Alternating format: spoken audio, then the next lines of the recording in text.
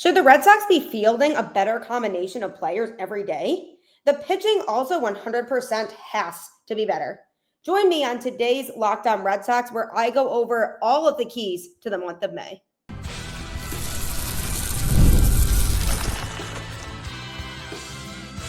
You are Locked On Red Sox, your daily Boston Red Sox podcast.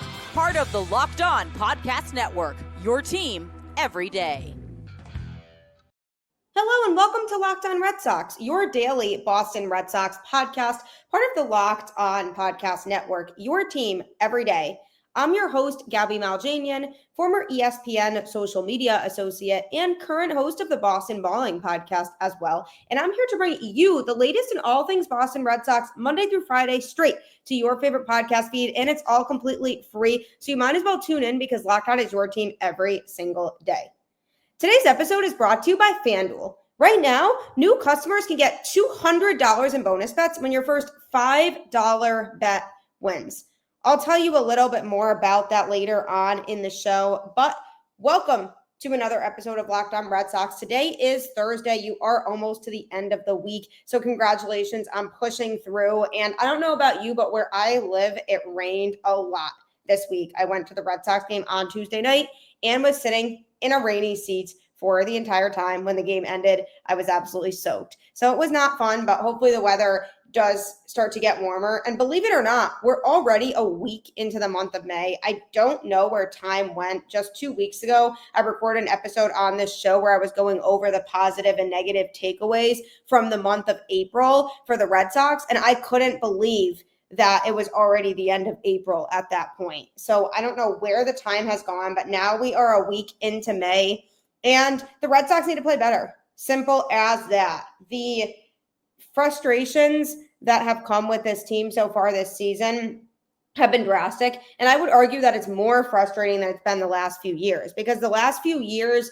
there weren't a lot of expectations for the Red Sox because their roster from a talent standpoint wasn't as good and they didn't make a lot of crazy moves to improve the roster. Whereas now they made moves this offseason that really made you feel like they could be a contending team. And so far, things are not clicking for them. They are playing very average baseball overall when they could be doing a lot better. So on today's show, I'm going to be talking about some of the biggest keys for the Red Sox in the month of May to help put them over the top. Now, there is a question that has been posed of what exactly is going wrong and who's to blame for that. And on today's show, I want to kind of dissect some of the things that have gone on with the Red Sox and how they can fix it. And on yesterday's show, I actually talked a little bit about who's to blame so far for the issues with this team. And it's definitely a combination of a lot of different people. It's the players for not executing. It's the coaching staff for not keeping the team motivated and certain decisions that they're making, as well as the front office for not being as aggressive when they see something going wrong with this team. And the only reason that there's been a huge shakeup with the team as of recently is because of Triston Casas getting injured and being out for the season. So the Red Sox had no choice but to find a solution at first base. So they're going with Romy Gonzalez, and they called up Abraham Toro from AAA. And that is the only reason why they've made any sort of big drastic roster change. And I wouldn't even call that super drastic. I mean, going from Casas to Toro is obviously pretty drastic, but it wasn't like they decided to say to a pitcher or a position player, hey, you're not performing well enough, so we're going to send you down and call somebody else up. And the biggest thing for the Red Sox in the month of May needs to be identifying the holes better, identifying what is going wrong. For example, the bridge guys in the bullpen, the guys who are supposed to leave the game to Aroldis Chapman to be able to close it out.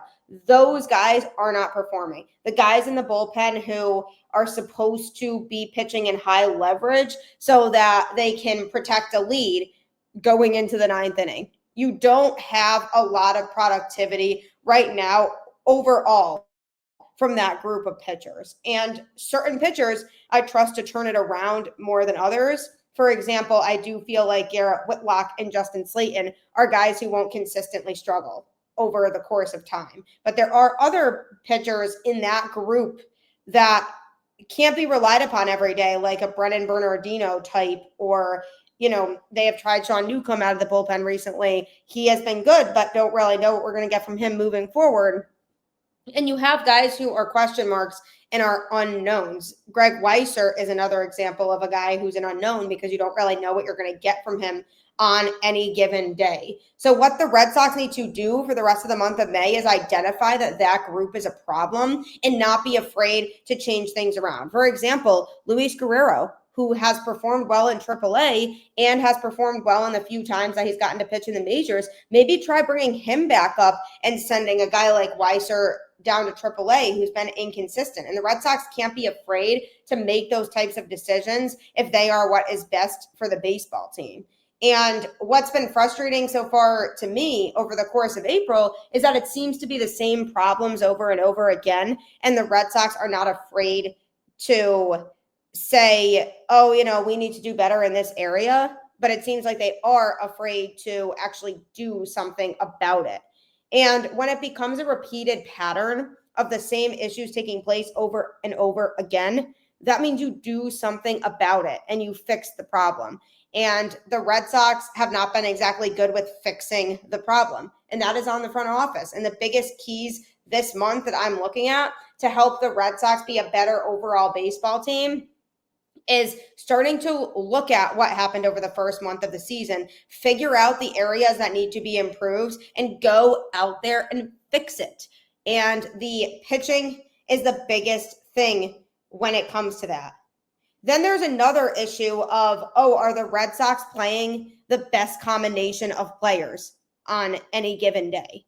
And that poses a real question for sure, because the Red Sox have Roman Anthony and Marcelo Meyer sitting in AAA, both of whom have been playing well down there.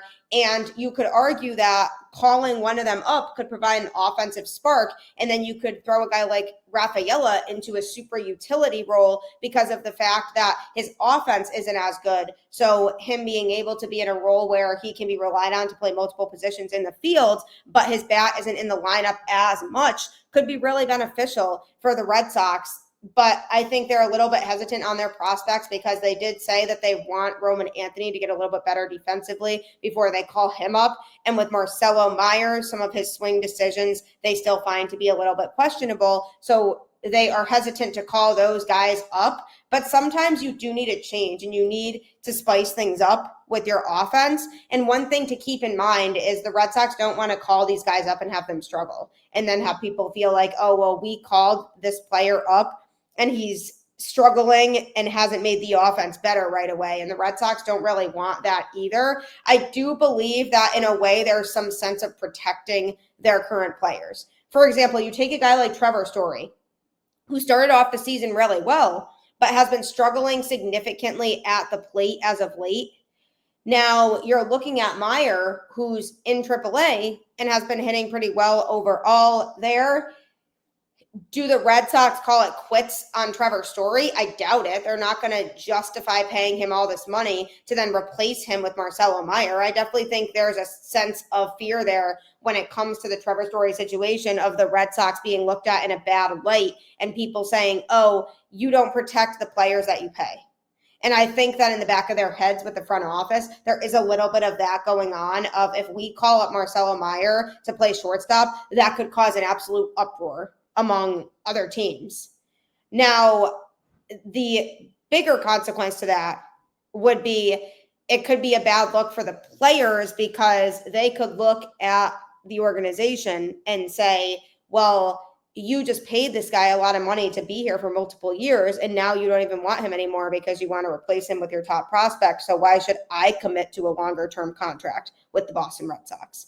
And that's where it really escalates into a bigger problem because you look at the offseason they had by acquiring Garrett Crochet. They then extended him to a long-term deal. They signed Alex Bregman and paid him to be here for a few years. It kind of changed the outlook on the Red Sox a little bit from other teams' perspective and people saying, oh, the Red Sox are unwilling to spend because now they're showing that they are. But if you kind of just can a guy like Trevor Story and send him down or DFA him, for example, or just let him go because you're going to have Marcelo Meyer come up, that's a really tough look. And what the Red Sox could be doing that it doesn't feel like they are proactively doing is searching for trade options for him, because what would happen is if the Red Sox trade him, there's way less backlash, because if they trade him because they feel like Marcelo Meyer is ready, then by all means, go ahead and do it. And they could benefit a team that might be looking for a veteran shortstop to help improve their defense. Maybe their defense is struggling and they want more of a sure thing at shortstop. Maybe they are interested in Trevor Story. And the fact that early on in the season, his bat was also performing and he's been able to stay healthy this year, he could provide some value to a team like that. So if the Red Sox do want to call up Marcelo Meyer, they should be looking at trade partners for Trevor Story, and they haven't really done that, and that could mean one of two things. One, that they feel confident that Story is going to turn it around, and they really just want Marcelo Meyer to stay in AAA for a bit, or two, that they feel like they don't need to worry about the problem because Marcelo Meyer is still further off than people feel like. So it could be a reason having to do more with Marcelo or a reason to having to do more with Story, essentially, is what I am saying. But one of the biggest keys for the month of May for the Red Sox is going to be to figure out, is this sustainable? Are we fine with rolling Trevor Story out there every day? And if he's not playing well, are we not afraid to make a big change and start searching for trade partners for him? Because it feels like they're a little bit afraid to step out of their comfort zone when it comes to the players that they do have, maybe not wanting to upset people and not wanting to have it be a bad look on them if they were to move a player for somebody else that they feel like could be better in that role. So the Red Sox really do need to man up and not be afraid to make these types of moves, because you have to do what's best for the baseball team. And if they are serious about being a playoff team, they have to field the best combination of players out there. So that's something that I'd like them to keep in mind moving forward in the month of May, is not being afraid to make those hard roster decisions. And coming up, I'm going to be continuing to discuss some big keys for the Red Sox as we progress through the month of May. Get the supplies you need from the site made for the skilled trades, Supply House. Whether you're in plumbing, HVAC, or electrical work, Supply House is the reliable way to order products online. Their easy-to-use website is packed with helpful resources and the latest product info to help you get the job done right. Plus, with a complete inventory of over 200,000 parts from 400-plus top brands, you'll find exactly what you need, delivered fast from coast to coast. Need help with an order? Supply House offers expert support and industry-leading service, so you'll always talk to a real person. And for trade pros looking for an extra edge, their free TradeMaster program offers exclusive perks like a dedicated phone line, free shipping, and discounts on every order. Thousands of skilled professionals are already taking advantage. Now it's your turn. Join the TradeMaster program today at supplyhouse.com/TM and start ordering plumbing, HVAC, and electrical supplies with just a few clicks. Plus, use promo code SH5 for 5% off your first order. That's supplyhouse.com. Definitely take advantage of all those supplies if you're in any sort of electrical field. Also, take advantage of FanDuel because the NBA playoffs are in full swing and every night delivers highlight-worthy performances, major momentum shifts, and can't-miss moments. Whether it's a game-winning shot or a breakout player, there's never been a better time to get in on the action. FanDuel makes it easy to stay in the game, before tip-off and live. With player props, performance trends, and same-game parlays, fans have more ways than ever to play smart and win big. Which players are showing up in the biggest moments, and how could tracking their trends help you build your next bet? How could a $200 bonus in bets add to the excitement if your first $5 bet hits? New to FanDuel? It's the perfect time to sign up. Head to FanDuel.com and place your first $5 bet. If it wins, you'll get $200 in bonus bets. Make every moment more with FanDuel, official sports betting partner of the NBA. My husband started using FanDuel, and ever since he did, he doesn't stop. He now makes laying out his sports bets a daily part of his regular routine, and he takes the bets so seriously, and constantly when the NBA games are going on, he's looking to see what bets he made to figure out what exactly he has to root for in that specific game. And he's won lots of money. So that could be you too if you download FanDuel today and start betting on all kinds of different sports. On today's Locked On Red Sox, I am going over some of the biggest keys for the Red Sox in May. One of those being identify the biggest issues with the team and don't be afraid to make the necessary roster moves to put the best team out there. Because right now it feels like the Red Sox are hesitant to put the best combination of players out on the field. And that's really upsetting and frustrating to see as a fan, because the days where they're not being productive offensively and you have the bottom of the order feeling like automatic outs, why aren't the Red Sox making moves to change that? And the matter of the fact with that is that you don't have to wait until the trade deadline to make every move. You can make moves leading up to the trade deadline and be proactive. And I know that it's mostly common for teams to make a lot of their trades at the deadline because they really want to see where their team is at come July. But if the Red Sox were really serious about ensuring that they were a contending team, they would start making some of those moves now. And what's very frustrating for me is that they could be a team that could be in contention right now. And luckily, the American League has not been playing very well overall, so it keeps the Red Sox in it, but they should still be playing a lot better than they are. And they cannot field the exact combination of players that they've been playing regularly right now and expect to be a true playoff team. And the next thing that I need to discuss when it comes to biggest keys for the Red Sox in May is ensuring that everybody's on the same page between the players, the coaches, the front office, because there are times where I feel like the players aren't on the same page with the coaching staff in terms of expectations and what they're looking for. And that's causing a lot of problems among this Red Sox team, is that people aren't playing at their best because the coaches aren't doing a good enough job to maximize their talent. And I feel like when it comes to Pete Fatsi and Andrew Bailey in particular, they have particular strategies that they want the team as a whole to utilize. Andrew Bailey has a pitching strategy that he wants every starting pitcher to use when they attack that strike zone. Pete Fatsi has a hitting approach that he wants all the hitters to take. But one of the biggest keys for me moving forward when it comes to the coaching staff and how they could improve is catering to the players' strengths a little bit more than they are. I feel like Fatsi and Bailey both have not been super adaptable when it comes to their strategy. They're just so stuck in their ways of, we're going to do it this way no matter what. And the players need to adapt to that. Whereas what they need to realize is that every player has different strengths and different weaknesses. And if I'm a player in Major League Baseball, I'm getting very frustrated with the coaching staff if I'm trying to adapt to what they want me to do and I'm moving away from some of my strengths. We saw this with Brian Bayo last year. He started to move away from his fastball because he was trying to fit into the system of what Andrew Bailey was looking for.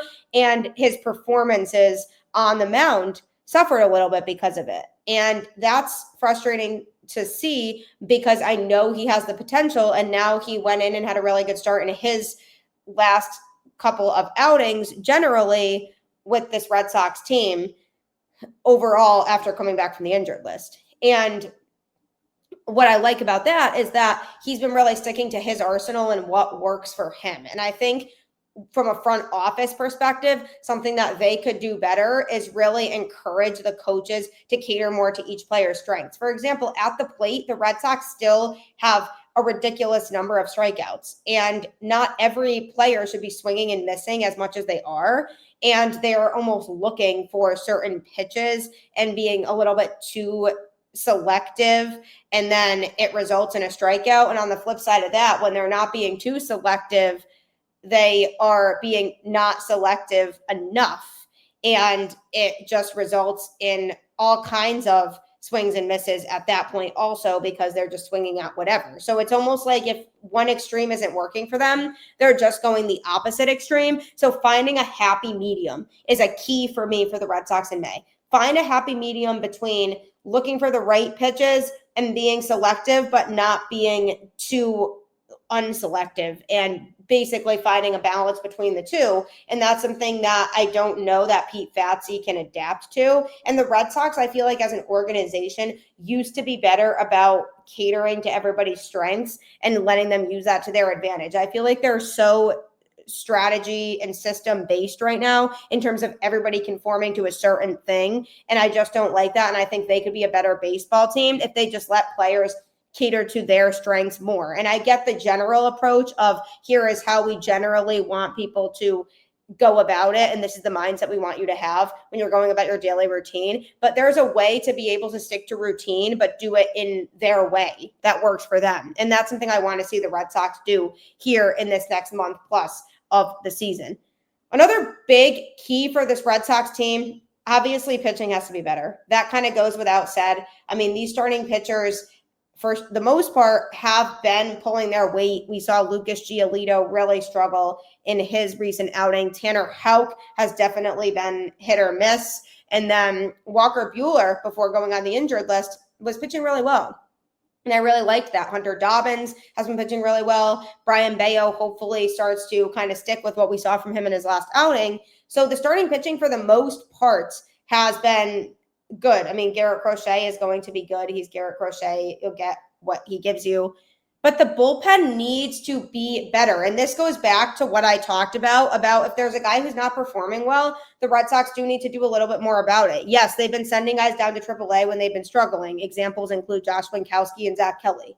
But in the state that they're in right now, they need to start looking for some external options to help fill out that bullpen, because they can't be afraid to go and look externally and let somebody go if they're not a good fit anymore for this Red Sox roster. And I feel like what they're doing is they're constantly trying to recycle the same players and go through the same guys that are down in AAA and calling them back up and hoping that they could be somebody who could work well with the team. But they're not necessarily seeing good results coming from that. And the Red Sox front office, I don't find, has been very aggressive when it comes to searching for external pitching. And that's something that they should be looking into now, because this isn't like a 1 to 2 week stretch where the bullpen has been a struggle. I mean, the bullpen as a whole, and especially some of the bridge guys who throw in higher leverage, have not been pitching well as of late. And I'm not saying you need to replace guys like Justin Slayton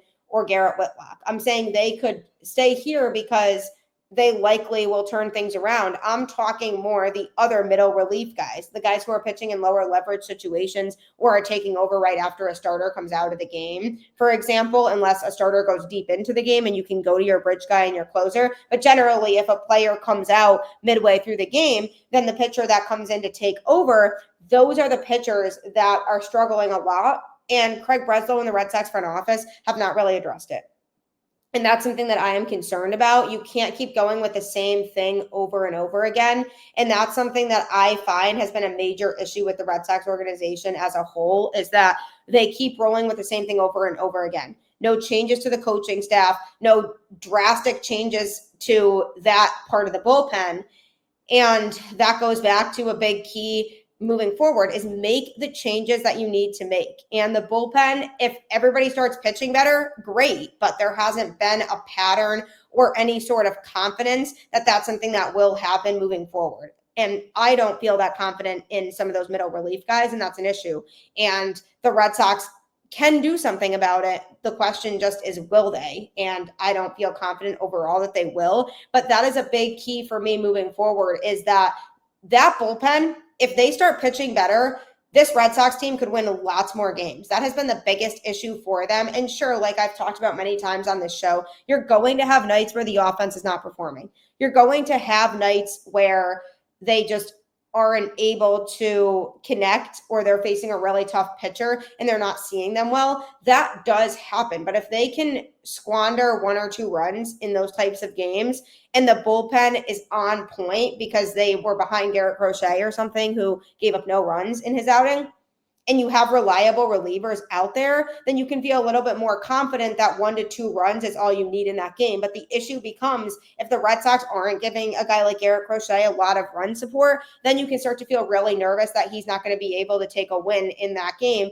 even if he pitched really well, because the Red Sox bullpen isn't pitching well enough and you feel like they're going to give it up. And that's not a fun feeling to experience as a fan, is knowing, all right, the Red Sox scored 2 runs in this inning, but they're only up 2-0. That's not enough of a lead.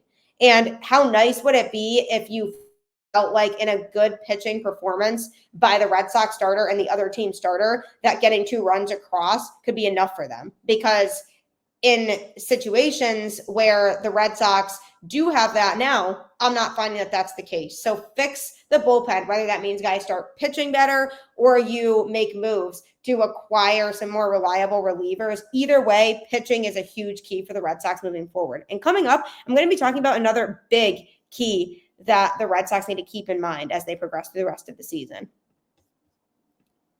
Looking for a snack that's both delicious and nutritious? Crack into a good source of protein with Wonderful Pistachios. Wonderful Pistachios is one of the highest protein nuts. Each 1 ounce serving has 6 grams of protein, giving you over 10% of your daily value. Plus, they're packed with fiber and better for you unsaturated fats to help keep you feeling fuller longer. Personally, I love the no shells variety. It's the perfect grab and go snack for busy days. Whether I'm snacking at my desk, on a road trip, or just need a quick protein boost, they're always my go-to. And if you love cracking open every shell for that satisfying crunch, the in-shell options are a classic favorite. Get snacking and get cracking with a snack that packs a protein punch. Visit wonderfulpistachios.com to learn more. These things are so incredibly addicting. I promise you, when you start buying them, you won't go back. I told my mom about these things, and she's usually skeptical about getting snacks because she doesn't know whether they're healthy or not. But every single time she goes to the grocery store now, she gets these because she's a huge pistachio flavored fan. And she likes that they're healthy and good for you. So they're a snack that she can munch on and not feel badly about herself because they are healthy. So get them the next time you're at the store. I am talking about the biggest keys for the Boston Red Sox as we progress through the month of May. And I would describe this season so far as highly frustrating and surprising in not so good of a way. Because yes, they've had some injuries, but they just have not been performing to a level that they need to be performing at. And earlier on in the season, the infield defense was the biggest reason for that. They were just giving away lots of runs, but the infield defense has then fixed itself. And it's been good to see guys like Alex Bregman and Trevor Story not make nearly as many mistakes out there as they made early on in the season. So that isn't an issue as much anymore, but the Red Sox definitely aren't capitalizing as much on the talent they have. For example, guys where they're having Christian Campbell play center field. I mean, why? Like, I get that Christian Campbell can play in the outfield, but he should not be playing center when you have guys like Rafaela and Duran who can play a really good center field out there. And I just feel like the Red Sox try too hard to do this maneuvering of rosters every day, and that's not necessary and doesn't always need to happen. And yes, I like David Hamilton for his speed and the versatility he provides, but he's not good offensively. And the days where the Red Sox move guys around just so they can get him into the lineup, I don't necessarily agree with that. If I'm the Red Sox, when it comes time to call up Roman Anthony, which I would like to be soon, but if I don't see his name coming up very soon on the Red Sox roster, I also kind of get where the Red Sox are coming from. But when he does get called up, I'm DFAing David Hamilton and making Rafaela more of a utility player because he has speed also, and you can still use his defense where needed, but then you're taking his bat out of the lineup a little bit more because he also struggles a bit offensively, but he is more reliable offensively than David Hamilton. So I don't really agree with the Red Sox trying to force David Hamilton into the lineup. I get they want the speed in there, but you do have Jarren Duran and you do have Ceddanne Rafaela, two guys who also provide speed on the Red Sox roster. And it's just frustrating because it almost feels like they are throwing away games when you see names on the lineup for that day that you're like, that doesn't make any sense when you look at that lineup card. And one of the biggest keys that I'm looking at for the month of May and beyond is beat the bad teams. The Red Sox just have not been able to beat the teams that they should be beating. The White Sox are an example of that. You can't be losing a 3-game series against the White Sox, and then in the other series against them at home, they did take 3 of 4, but still only having a 4-3 record against a team that you should be beating up on all season long. Imagine how much different the Red Sox record could be if they took advantage of playing the White Sox twice already. And the Blue Jays are another team that they cannot seem to beat. And the Blue Jays have not been playing well this season either. An under 500 record for them. They're not picking up a lot of wins, obviously not nearly as bad as the White Sox, but they're another team that are more beatable than the Red Sox are making it seem like. They're making it seem like the Blue Jays are the best team on the planet because they always find a way to lose against that team. They needed to win a couple more games against the Blue Jays than they have so far. And when you look at some of these teams that the Red Sox are playing, they need to be able to pounce on the really bad teams, because then when the good teams come up, it's hard not to feel a little bit nervous about them going up against some of those teams. And that's something that I'm looking to as a big difference maker going into the rest of the season is what type of Red Sox baseball are we going to get when they're playing the teams that are at the absolute bottom? Because if they're losing games against teams like that, then yeah, they're going to be an average 500 baseball team. And I thought with the team that they're fielding right now, they should be able to beat those types of teams pretty handily. But because they're showing that they're not, there definitely is cause for a little bit of concern in that regard when it comes to their ability to beat the really good teams. Because if you play the White Sox twice and you lose a series against them, then people are going to start to feel like the Red Sox are not for real. And if you're losing more games to teams that you shouldn't be losing to, then it becomes an issue. Even the Twins, for example, they are another not very good baseball team, and they took 2 of 3 from the Red Sox at Fenway over the weekend. And that's another team that the Red Sox should have been able to beat, especially because they were in 2 one-run games against the Twins and ended up losing both of them. They have no idea how to win run games. That's another key that I'm keeping in mind moving forward is figure out how to win one-run games. You cannot be losing all of those. And that's what's been super frustrating and has been a huge storyline for the team throughout the course of this season is you have to find a way to come out on top in those one-run games, because if you don't, then you're not going to be able to succeed, and you're not going to be able to be a baseball team that's going to be able to compete with the best of the best. So be able to win those close one-run games and beat up on the really bad teams. Geez, it's so frustrating watching this team not be able to do that. So those are the biggest keys for the Red Sox in the month of May and moving forward. If you're the front office, don't be afraid to be bold and make changes. Field the best type of team that you possibly can. Get the pitching to throw better, whether that's from guys just changing their approach or you're just replacing arms with new arms that can be more reliable. Coaching staff, don't be afraid to conform to player strengths more, as opposed to everybody has to do it this way, because that might not work for every player. And beat up on the bad teams and win those one-run games. Hopefully the Red Sox can turn things around here moving forward. But despite the fact that they've been struggling, I do appreciate you tuning into Locked On Red Sox and making it your first listen today. For your second listen, check out the all-new Locked On MLB Game Night. Every game, every night, all season long. Get local analysis on a national scale. Find MLB Game Night on Locked On MLB on YouTube or wherever you listen to podcasts.